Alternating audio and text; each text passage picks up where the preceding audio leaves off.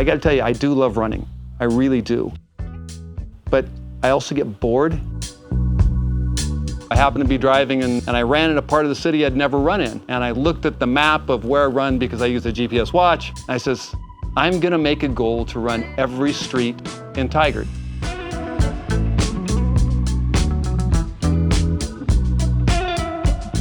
Where am I going to run today?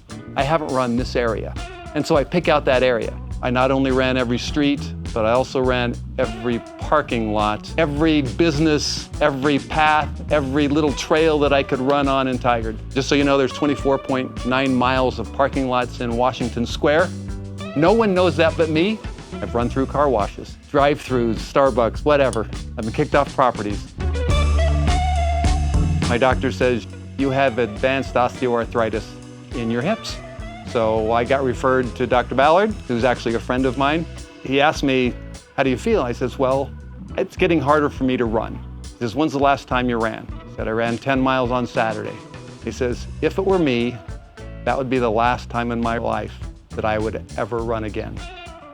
Once you have the surgery, there's no more running. It came to the point where I was sitting on a dock with my granddaughter, and I literally couldn't sit down without having both hands behind me. And so I said, that's it, I've got to have it. The experience was good because he explained to me when I should have the surgery, not based on some arbitrary medical line, but what I can't do in my life. So he put that on me. I needed to be pushed because that very first surgery, I was going to lose something.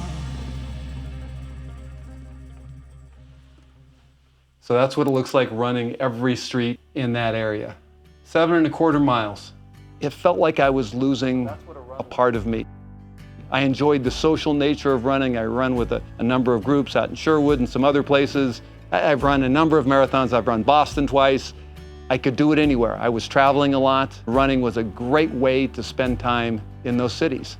The recovery was pretty good. I was up and walking within 3 hours, so I was out the same day, but I really did miss the running. I could do everything except run.